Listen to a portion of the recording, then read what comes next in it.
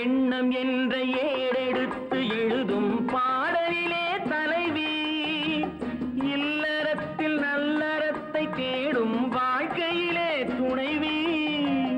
அன்பு என்ற காவியத்தின் நல்ல ஆரம்பமே வருக, முன்னுரைத்த காதலையே உங்கள் முடிவுரையாய் தருக. முதுமை வந்த பொழுதும் இளமை கொள்ளும் இதயம் நான் வழங்க நீ வழங்க இன்பம் நாளுக்கு நாள் வளரும். மன்னிக்க வேண்டுகிறேன், உந்தன் ஆசையை தூண்டுகிறேன், என்னை சிந்திக்க வேண்டுகிறேன், கண்கள் சந்திக்க ஏங்குகிறேன், மன்னிக்க வேண்டுகிறேன்.